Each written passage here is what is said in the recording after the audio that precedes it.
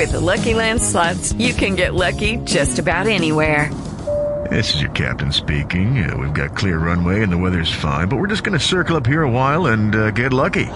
No, nothing like that. It's just these cash prizes add up quick. So I suggest you sit back, keep your tray table upright, and start getting lucky. Play for free at LuckyLandSlots.com. Are you feeling lucky? No purchase necessary. VGW Group. Void where prohibited by law. 18+. Terms and conditions apply. This episode is brought to you by Allianz Travel Insurance. Planning on Jamaica for Christmas and Iceland in July? An all trips plan can protect your trips all year. Learn more at AllianzTravelInsurance.com. Christopher Media. Let's make some noise.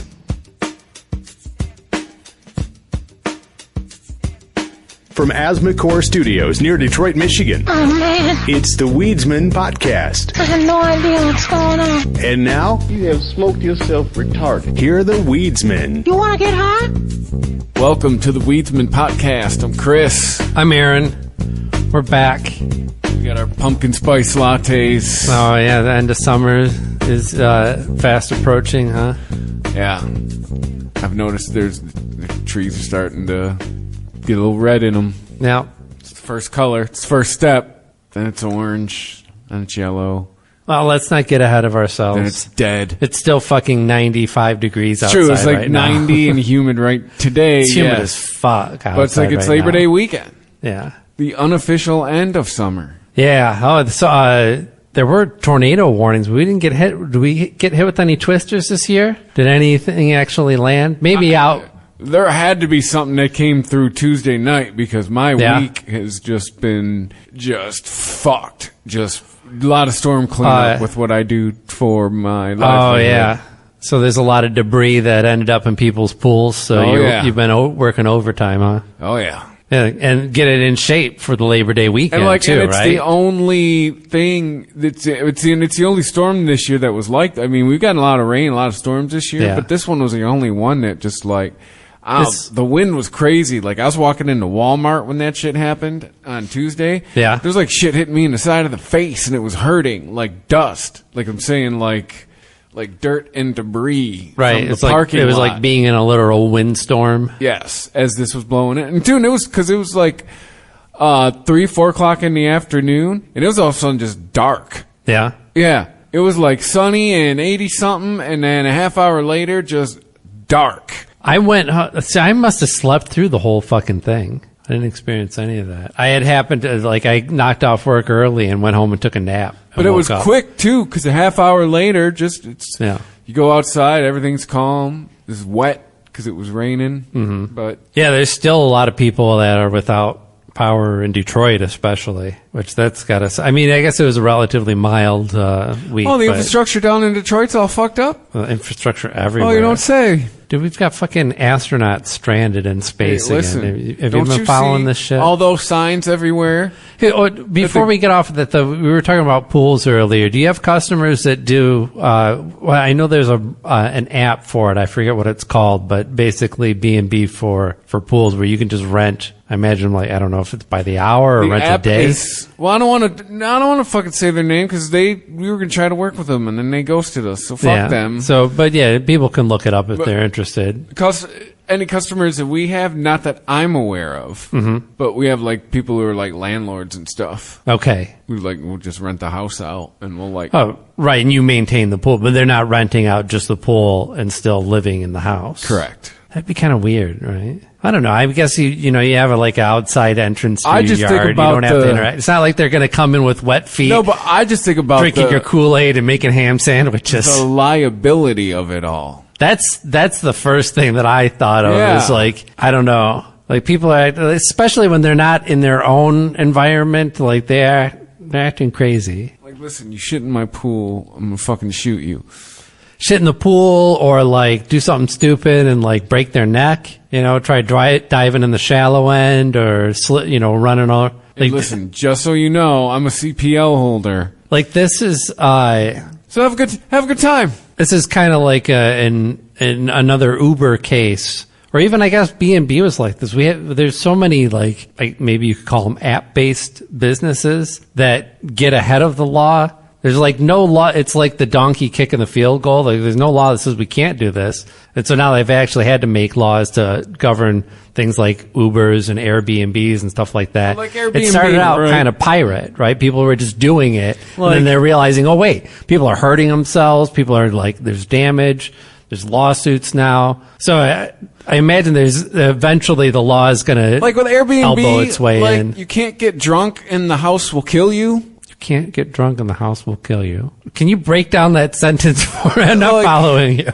Like, you get hammered and, like, fall asleep in the pool and drown, right? Yeah. You get hammered and fall asleep in the house, you're not going to die.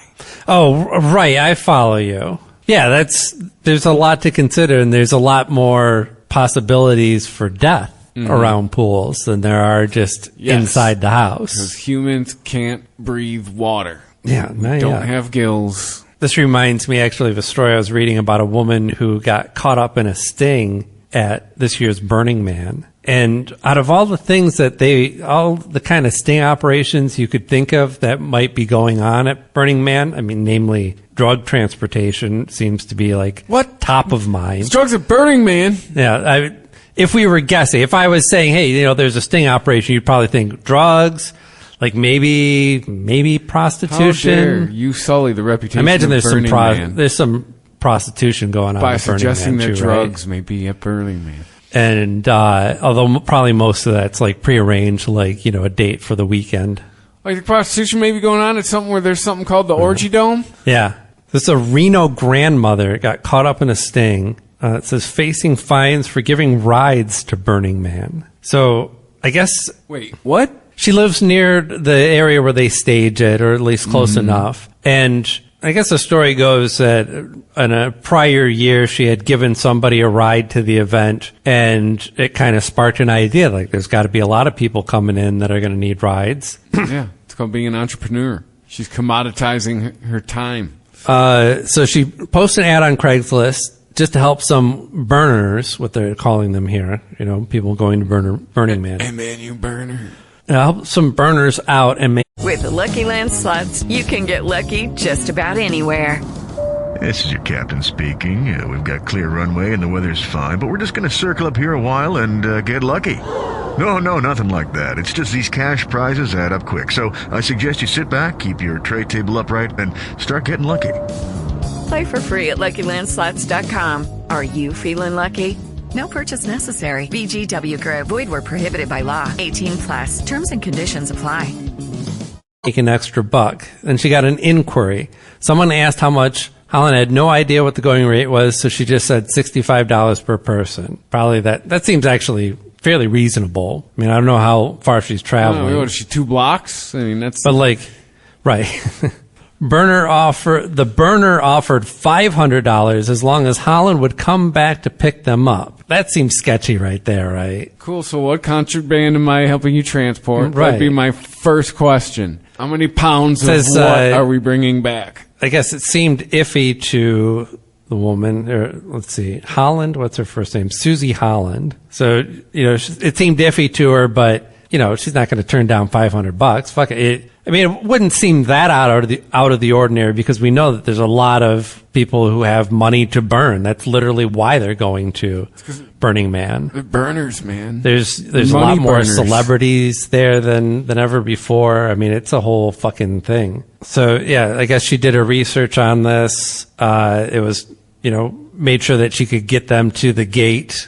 She didn't have to have like a ticket to the event or anything to do this. Set up a meeting spot at a parking lot at some resort, and a bunch of black Fords pull up on her. It sounds like at least 3 cars, because she said there was 2 that pulled up in front of her, and she didn't know what the fuck was going on, so she was trying to get the fuck out of there. And when she backed up, another car pulled it. Blocked her from backing up, and then she pulled forward again, and then the cars were honking at her, and guys with badges got out, and it was a whole thing. Yeah, tall, bald-headed dudes with big badges on their chest is what she describes. These are NTA agents. So this is, I guess, Nevada Transportation Authority, I would guess that stands for. So that they were tearing her car apart. So maybe they thought that this. I don't know, if you were going to transport drugs into Burning Man, to advertise as a taxi service on Perhaps the person she was giving the ride to was a person of interest. No, the person that she was giving a ride to, they know it was the NTA agent. It was a total sting from the start. The person that contacted her on Craigslist. Well, what's she getting busted for? Giving someone a ride? It sounds like entrapment. Yes, literally. They told Holland she was facing up to $10,000 per violation. She was under the impression for what? That she was looking at $30,000 in fines, according to the defense. 3 listed. They have the numbers and everything. A person is required to obtain a certificate for driving. I imagine like a chauffeur's license. Oh my God, this is really... right, yes. This isn't about drugs, this is about this? Yeah. This is about, you're an unauthorized taxi. I can't imagine that even if she like ends up paying $30,000, that would cover the cost of the sting operation, right? Yeah. How many man hours did you put into this? In which it says, here's another one she was fined with, in which it says unlawful for a person to advertise services for which a certificate is required. So that's kind of like a gotcha. And then, which says that impoundment of vehicles and unauthorized use has to be paid for with administrative fine of $10,000 just for this offense, and that she would have a hearing for. I don't know what any of that means really, and how that's a separate offense. Her car was impounded. In order to get it out, she had to schedule a NTA council hearing to discuss the fines that she was facing. So she couldn't get it out right away. And because this is the tow lots, they're operated independently. They don't give a fuck what your situation with the government is. You're going to be charged by the day. And I don't know, like, I remember back in the day, that was like easily $70 to $100 a day. These days, it's probably a lot more than that. So that, add that to it. I don't know, like good use of time, though, Congratulations, NTA. You got a 61-year-old like grandma. Tremendous use of public resources. That has, her car doesn't have a blown head gasket. She's trying to find out, like, how can I supplement what I'm probably living off of, maybe a little bit of savings and some Social Security. That's not going to fucking cut it. So she's just trying to find her way to, like, make ends meet, make a little bit of extra scratch. And if she lives near where Burning Man is, possibility like something out of a movie. She probably lives in the middle of a desert in like a fucking trailer. Yeah. Well, it's Arizona. I think that's outside of like, that's probably 99% of the population, at least from my experience, are living out in trailers. Or the fucking most depressing houses you've ever seen in your life. Have you ever been out to Arizona? No. I mean, I know, like, I'm sure there's... I have seen most of the country. The Southwest is the one spot, the one region. The Southwest and Big Sky Country are the 2 spots I have left to conquer. The majority of Arizona is trailers, or it's just these square, like, concrete buildings. Like, they paint them different colors to make them look fun, but they are the most depressing houses I've ever seen in my life. I've been inside them before, and they're depressing from the inside. I know it's just definitely one place that I will not be retiring to. I just want to deal with snakes and scorpions. Fuck that shit. All that shit too. Cross that off the list. That's why I won't go to Florida. I ain't wrestling no gators in my retirement. I'm not making the news as some old person who got snatched off the fucking walk in the morning while I'm just walking. Wait, why would you get snatched? Gators, man. Well, actually, snatched by a gator? Usually the stories you read, it's an old person walking like a tiny dog. That sounds like a Lifetime movie, Snatched by a Gator. No, dude, when I travel and I'm near, like, Florida news sources, that shit'll come up in my Google feed. Yeah. It's usually some old person walking a tiny rat dog by a pond, and they fucking got drug into the pond with the fucking dog by the gator who was just like, oh, hey, look, lunch. Oh, they got a 2-for-1. Yeah, they weren't trying to get the human, but it was like, hey. They're out there gator fishing with their little rat ankle biters, their little rat dogs. Right, yeah. You might as well be dangling bait out there. Yeah, have you followed the astronauts that are stranded in space? So what's going on with that? I've deduced there are some astronauts stranded in space. Some questions. Why? How? What's going on? I'm Victoria Cash. Thanks for calling the Lucky Land Hotline. If you feel like you do the same thing every day, press 1. If you're ready to have some serious fun for the chance to redeem some serious prizes, press 2. We heard you loud and clear. So go to LuckyLandSlots.com right now and play over 100 social casino-style games for free. Get lucky today at LuckyLandSlots.com. No purchase necessary. VGW Group. Void or prohibited by law. 18 plus. Terms and conditions apply. On with this. I was curious about this too, and it was like everything was answered in one word: Boeing. Like, why are they?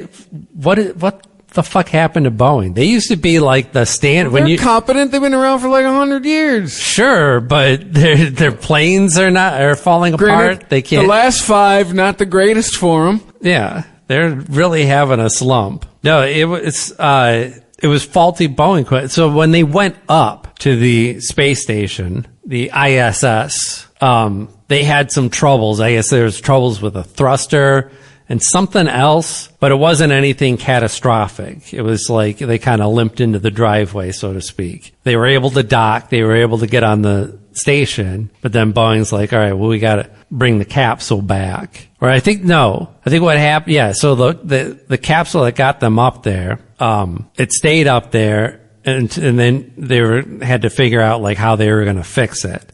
And then eventually the call came that they didn't have in situ the capabilities to fix it.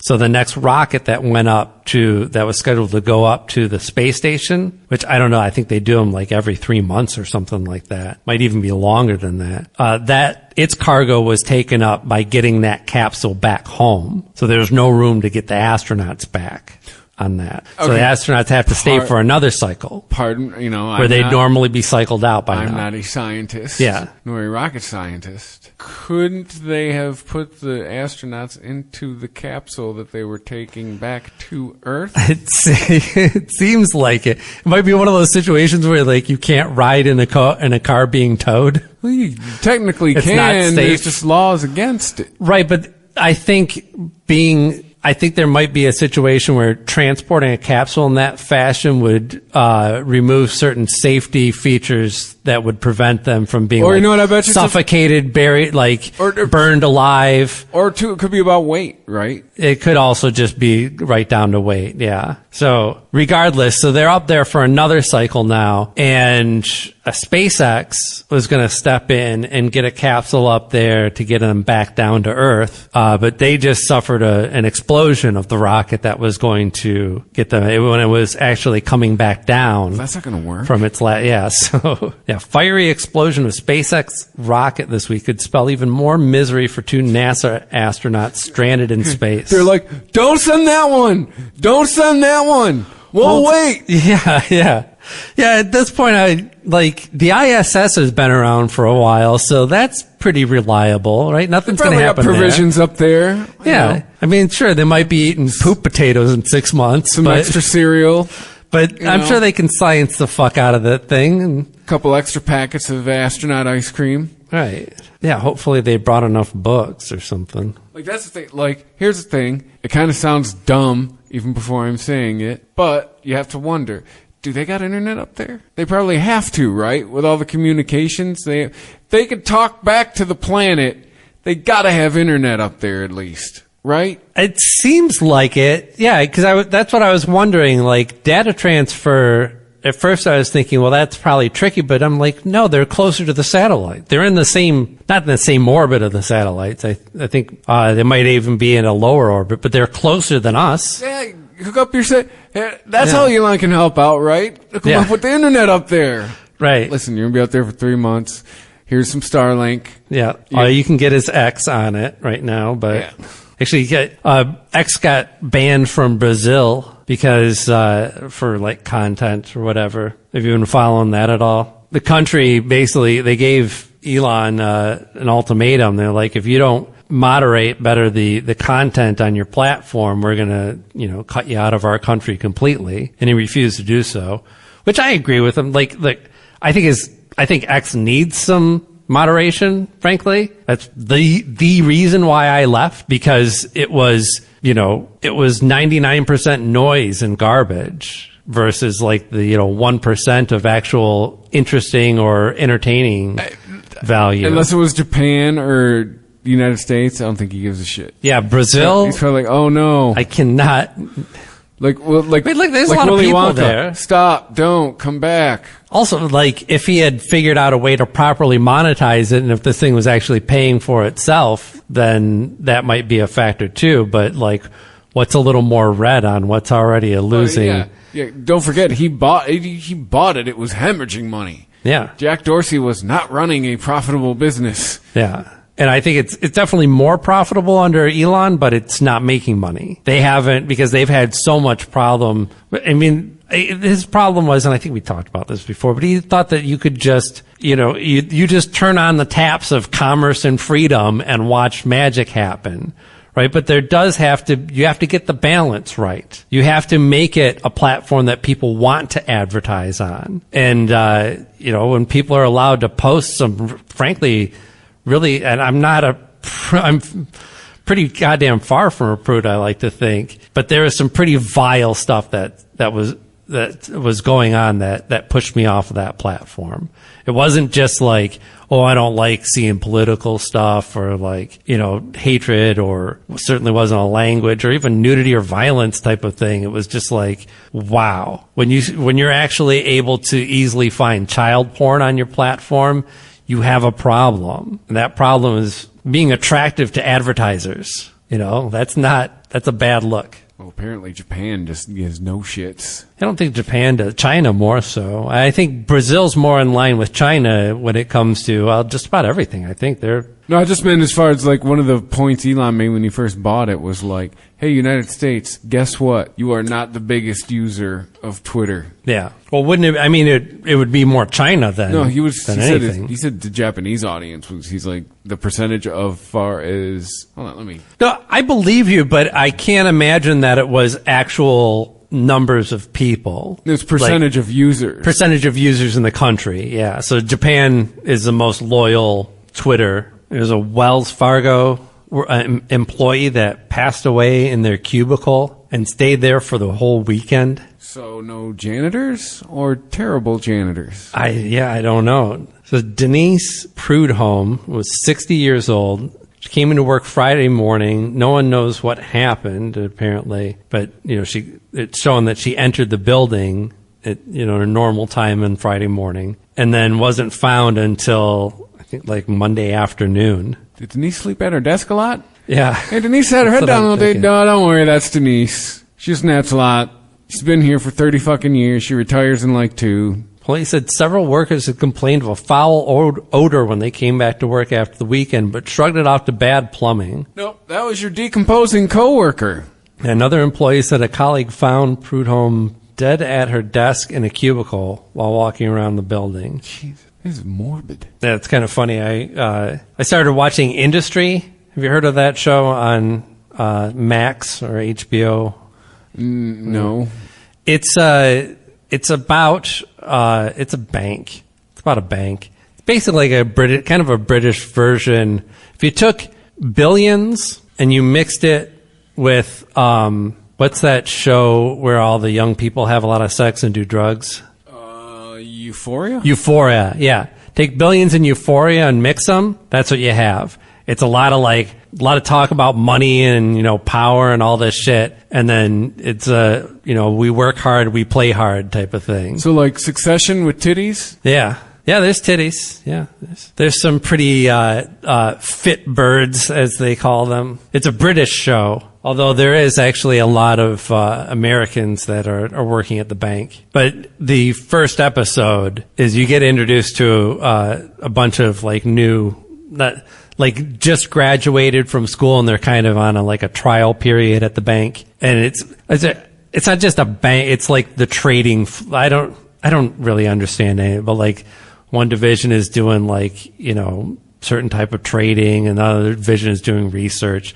But it's all really high pressure money stuff. It's not I'm not talking about it's like a finance firm. Yes, not a Bank of America. Although I don't know. I think maybe Bank of America might have something similar that people like you and I just don't encounter. But they're handling extremely wealthy people's money. Wealth managers. Yes, yeah, that type of shit. Mm-hmm. And yeah, by the end of the first episode, one of the graduates is dead. He dies he goes into a stall and has a heart attack basically because he's been like just slamming Red Bulls and doing Adderall and up all night, and he's like, you know, he's really feeling the pressure, and he's like not going home. He's sleeping at work so that he can be on all the time. Yes, that's not good for you. But I'm sorry, what did you say? I said that's not good for you. Oh yes, yeah, all that shit. Yeah, and what they do really well is how of course, once it comes out publicly that this guy died at work after being clocked in for, over 48 hours in the building. That was not a good news story, not a good look for the firm. But I don't know. It's a well-written show. It's a fun show. It's interesting in that there is kind of like a main character, although there's a focus character. The show's not all about her. It really is an ensemble. And I find the main character to be quite unlikable and, but still kind of compelling. It's very kind of Tony Soprano thing. Like, okay, I'm rooting for you, but also I know that you're a fucking killer. You're not a good person. Those types of characters can go either way. Yeah. Like the show can either be good or it can be terrible. Because you have to like the characters. There has to be a charm to it, right? And there's a few shows where I'm like, you know what? No, you're all shitty people. No, I have no interest in continuing to watch the show. Yeah, and I think honestly, like you didn't really. Did you get into Succession? Yeah, but I fell off season. Let's see what was going on when I stopped watching. With the amusement park and Tom was going on. Sure. Yeah. Yeah, that's just about. That guy's British. You ever hear him talk in his normal voice? Yes, and it freaks me out. It's like not just British; it's different. It's very back of the throat kind of portion of. I'm like, you are the most British person I've ever fucking heard. He shits out crumpets, man. He's fucking British. Yeah.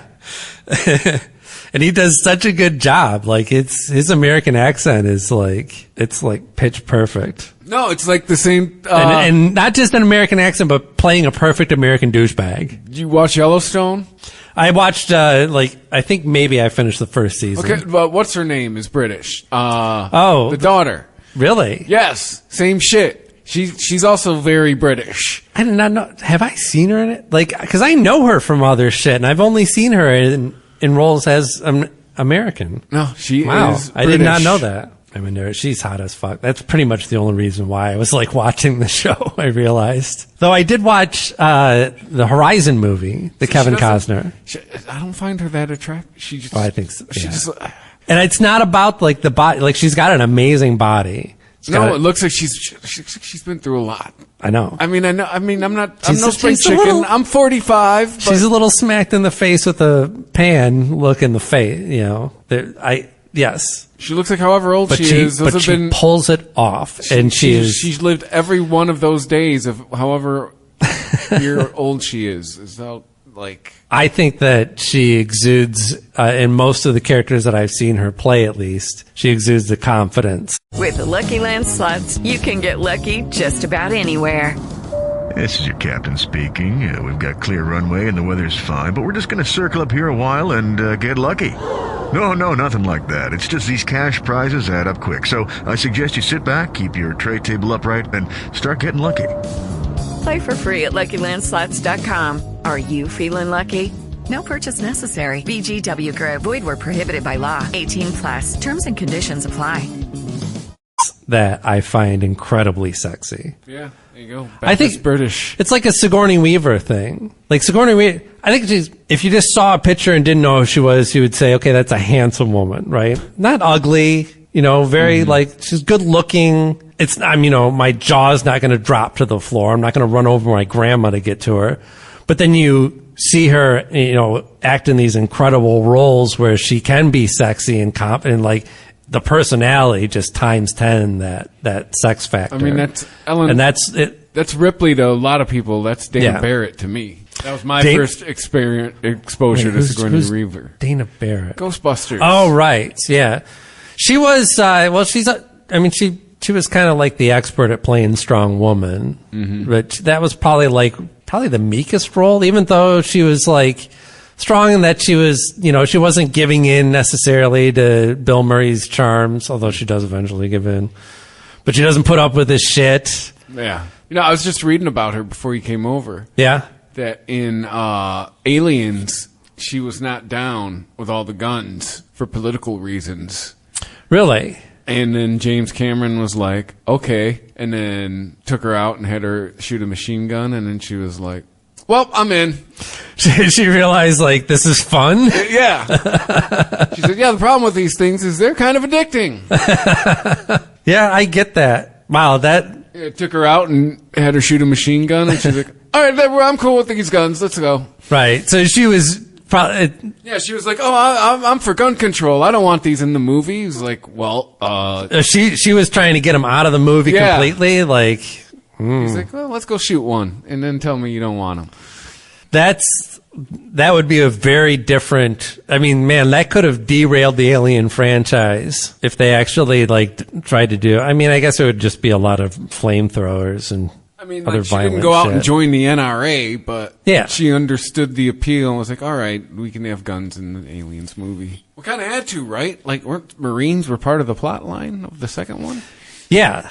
That's what I'm saying. Like, you'd have to. I feel like I know we talked about the Alien movies pretty much in detail recently, but it's so interesting that the way that it's kind of like backdoor science fiction, and that there is so much lore that they've built this universe up into. There's this whole story. Now, it's not just like aliens. Who knows? They're creepy. I mean, that's how it started.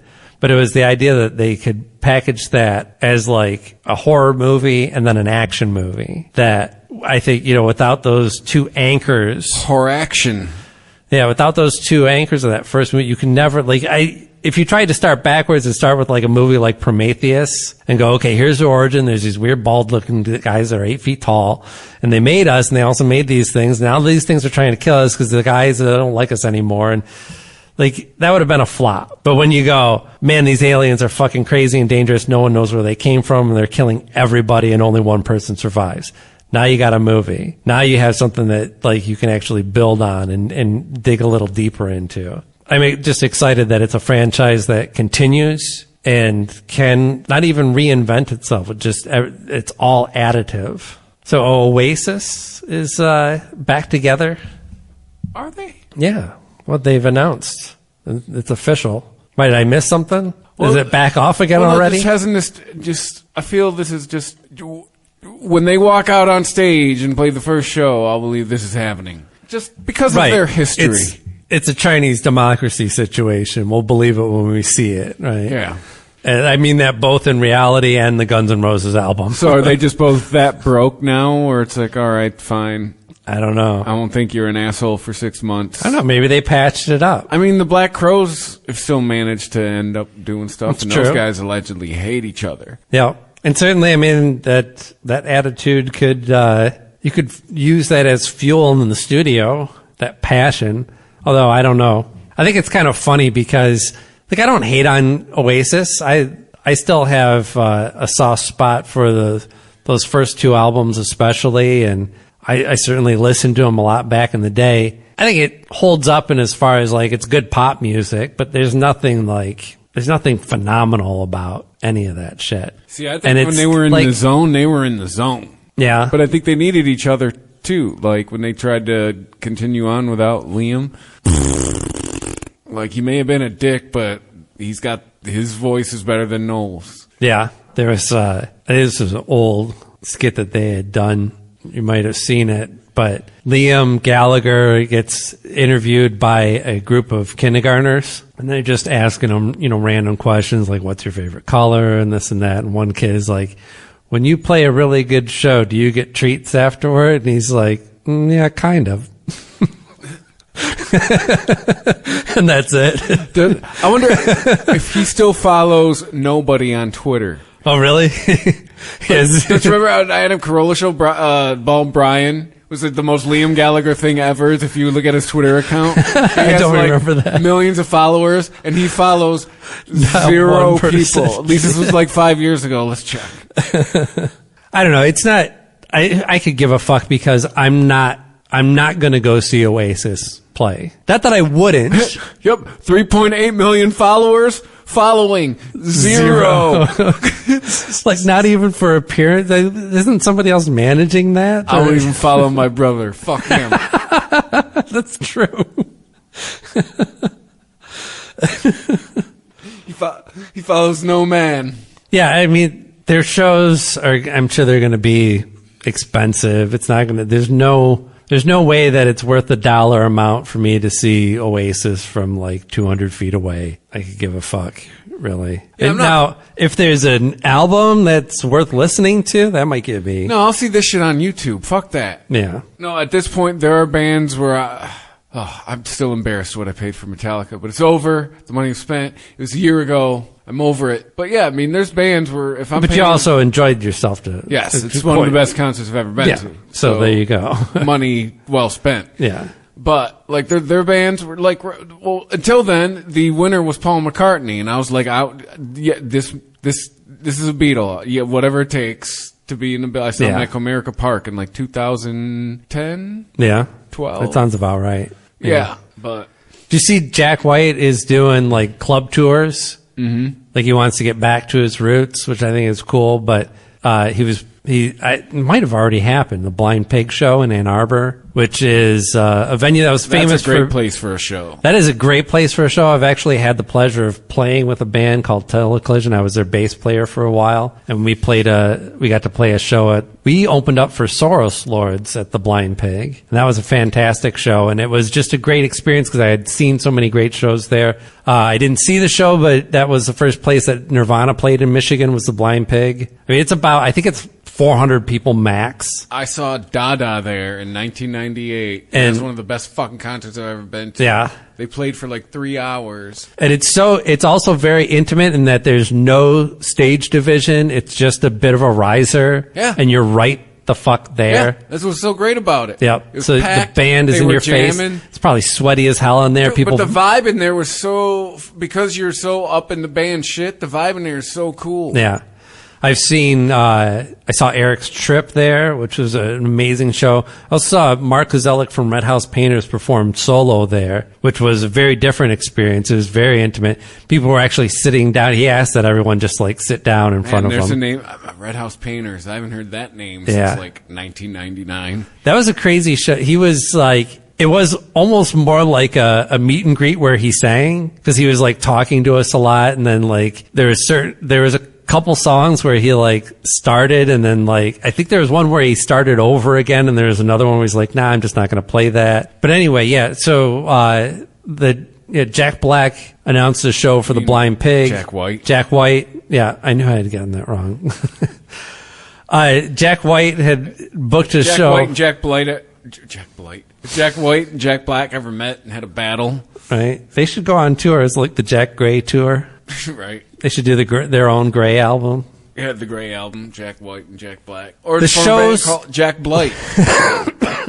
The show at the Blind Pig is $100. So you want to get back to some of your roots, not all the roots, not the ones where like I wasn't making so much off of a live show. I still want to make a lot of money. Well, I don't know. I mean, that's the thing. Like, is that even a lot? 400 people at $100 a pop. Okay, that's a nice chunk of change if you're like, a struggling band. But Jack White's got enough money. Is that even going to make any difference to him? Like, why not just make the show like $30?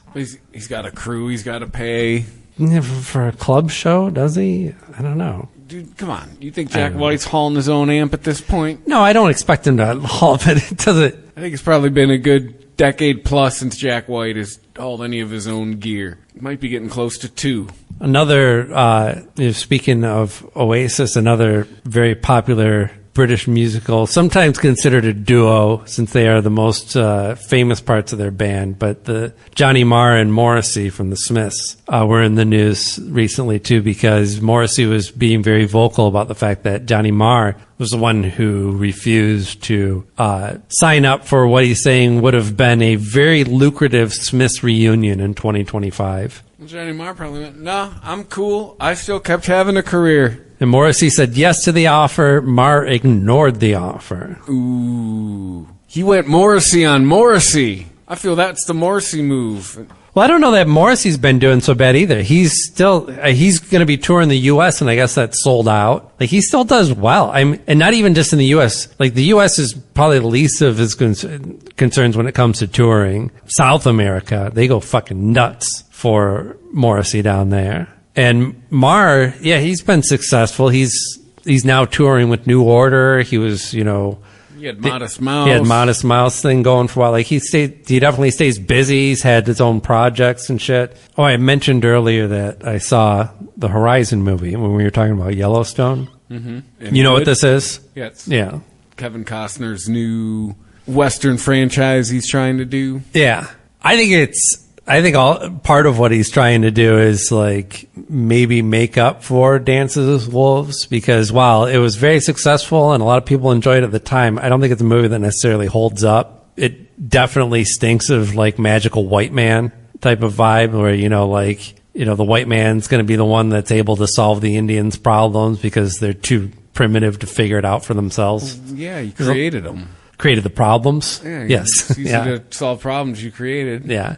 This one seems a little more balanced in how they don't get, it's definitely, they're following the story of the settlers. But the story that they're telling is definitely very sympathetic to the plight of the American Indian, or Native American, I guess we should say. Original Americans. Yeah. The word native brings up negative, blah, blah, blah, blah, blah.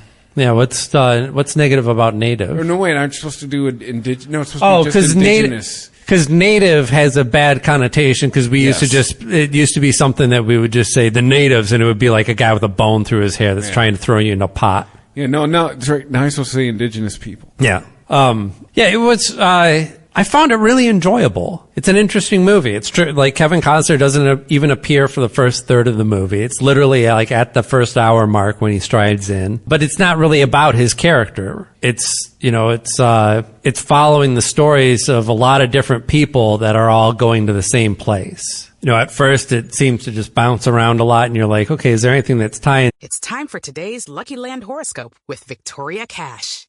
Life's gotten mundane, so shake up the daily routine and be adventurous with a trip to Lucky Land. You know what they say, your chance to win starts with a spin.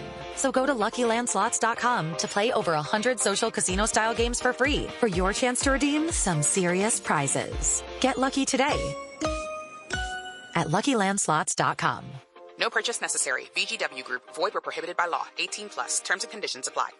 These people together, but they are all encountering these flyers for this place called Horizon. That's supposed to be the new big settlement out west. And it's, what is it, like Denver? I don't know where it's at. Yeah, they're kind of mysterious about it. And I don't know if it's like they don't want to, they're trying to keep it ahistorical. So they don't want to be like, if they place it in a very particular spot, then you can go and like research the history of the founding of that town or whatever and go like, oh, this is all bullshit. So I think they're trying to keep it like a generic story of settling the West. I don't know that they're getting that specific. They talk about, there's, what do they call it? Like a Chiron or maybe or whatever that shows the location. It just says like Oregon territory. I guess but then again, how much more specific could you get back then? There weren't states. Right. But yeah, it's very entertaining, but like as a movie, it's kind of weird. I don't know if I would have enjoyed it as much in the theater.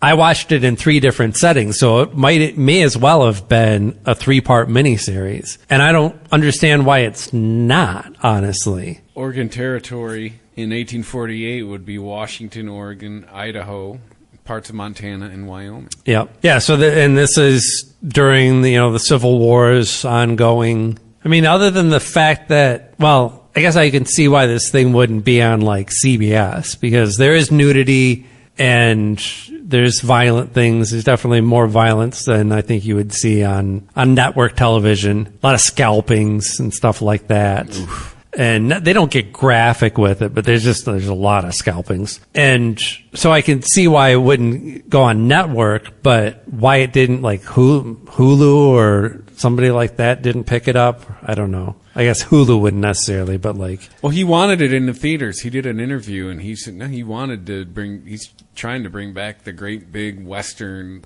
I guess, but then where you need the experience. You know, he said he tried to have the shots in the movie where you want to see him on the big screen. And it's beautiful. Those shots are there, man, and it looks great. I mean, you know, I remember, he's like pushing 70. He's too. an older guy, right? He's probably, you know. Sure. His heyday was like when we were kids. But like the successful Western that used to be in the theater was never a 3-hour fucking epic that followed 27 different characters. It was one guy whose last name you didn't even fucking know strolls into town, finds trouble, and solves it. Damn right. And it was an hour and 20 minutes. America! So if you want to make the Western, like, make the fucking this is not a Western. It's not. It takes place on the West, out in the West. It's about the frontier. There's nothing really original in the story that it's about. It's the clash of cultures. It's the fighting for land. I think it does a lot. I think the writing is pretty damn smart in it, actually. Acting's all right, but it's paced like a fucking TV series. It really is.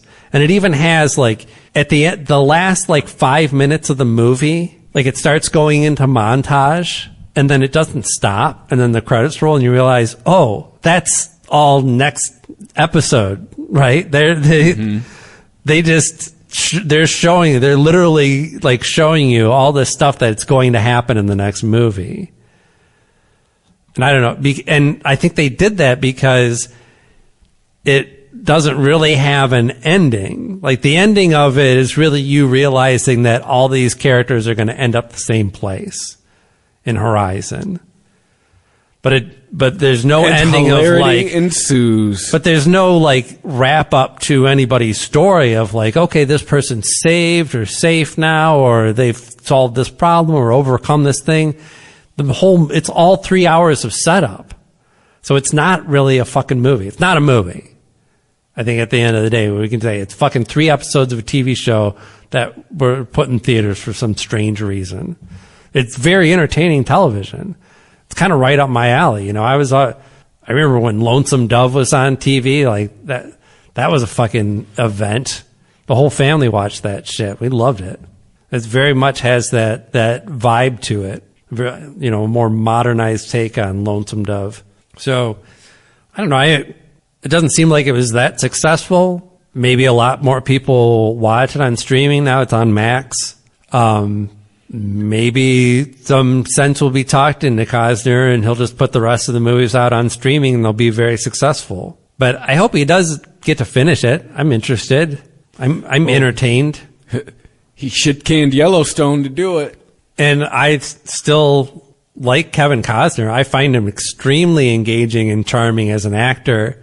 And, you know, he's got it, man. He's got that fucking cowboy swagger. Like, I enjoy his acting. Yeah. And man, he, like, when he finally does saunter into frame in this movie, it's like, yeah, you want to, like, let out a little cheer. Like, he's good at being baseball players and cowboys. He is, and he fucking nails it. Looks like Ween had to cancel their chocolate and cheese anniversary tour. Why? Ticket sales? No, not at all. Oh, God. Somebody's old and they're sick. No, well, I guess Dean Ween, a.k.a. Mickey Melchiondo? What a name. I guess he just can't cut. Like, it's not, they are just saying mental health reasons. Gene Ween says, despite 3 great shows this summer, it's become clear that touring and performing is too taxing on Diener's mental health. As always, we thank you for the love, dedication, and ongoing support. And they had a sold out show in Philly scheduled for September 27th that they have to cancel. So, no, I think it would actually be a very successful tour. Plus, that would be cool. Like, you get to hear Spirit of 76 in Philly. So we're going to see Piss Up a Rope perform live again? I don't know. Who knows? You know, they might get back out on the road again. Piss Up a Rope is a good one. Yeah, Piss Up a Rope and Baby Bitch. They got some of the best breakup songs. Did you ever see them play live? No. And when there controversy for a little bit with them for a second, didn't they have to pull a Homo Rainbow? Like, can't they not? I haven't heard, but I guess, yeah, like, Jesus. It makes sense. Who knows? But it was a pro-gay song. I don't remember that one. So many colors in the homo rainbow, so many ways to let them shine. Did I think, look, we are allies, right? Yeah. Do you know what the O and O clock stands for? No, actually I don't. Yeah. I don't know. I think this was something, maybe I just like read it when I was young and it stuck with me. I thought it was something that everybody knew, but I guess it's not the case. For the love of God, tell me, what does it mean? The O clock? You don't want to guess? No.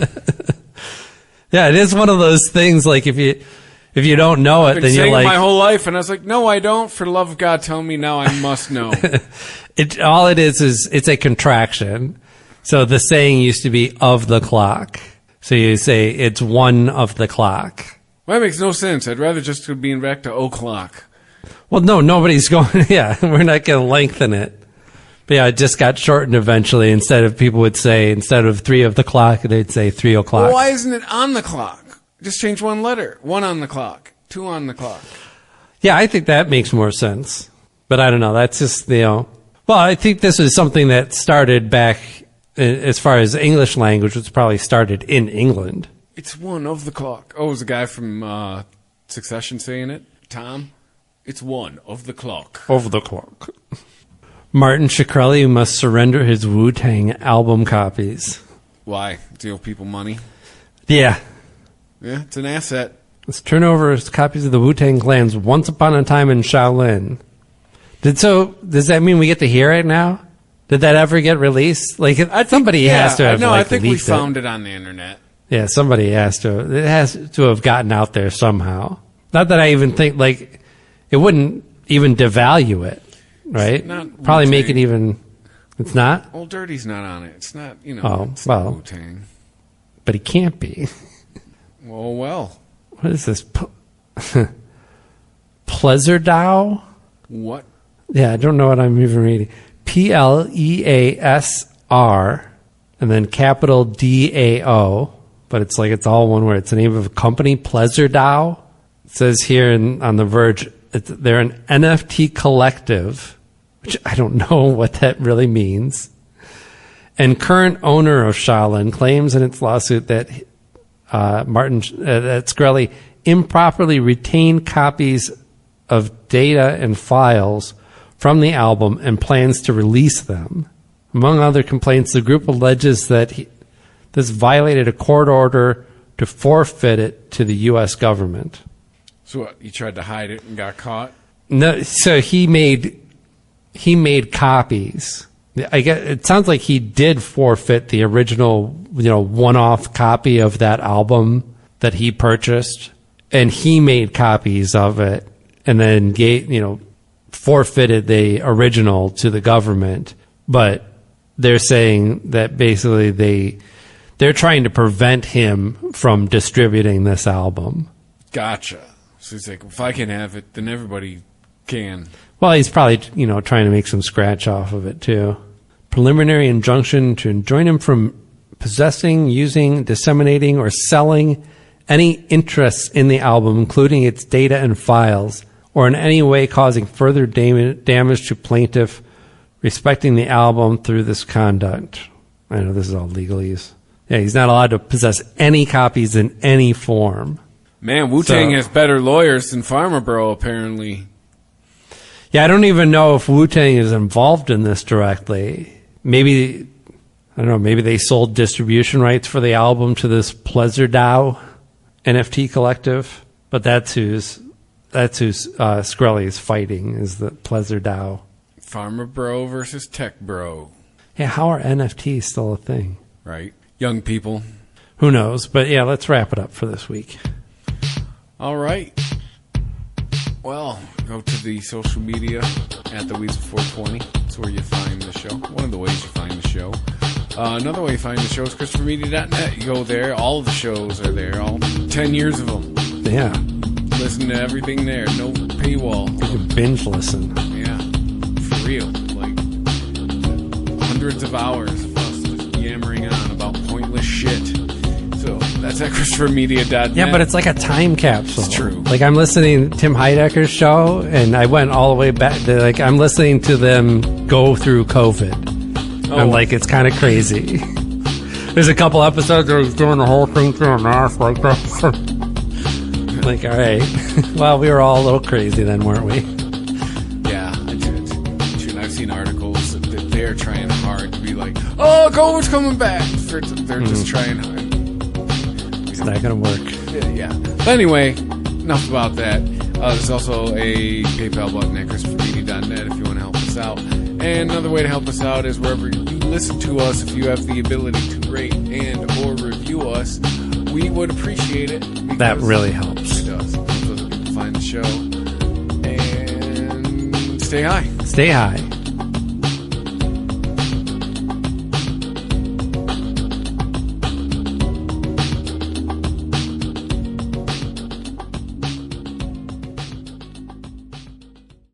The Weedsman Podcast. ChristopherMedia.net. It is Ryan here, and I have a question for you. What do you do when you win? Like, are you a fist pumper, a woohooer, a hand clapper, a high fiver? If you want to hone in on those winning moves, check out Chumba Casino. Choose from hundreds of social casino-style games for your chance to redeem serious cash prizes. There are new game releases weekly, plus free daily bonuses. So don't wait. Start having the most fun ever at ChumbaCasino.com. Sponsored by Chumba Casino. No purchase necessary. VGW Group. Void where prohibited by law. 18+. Terms and conditions apply.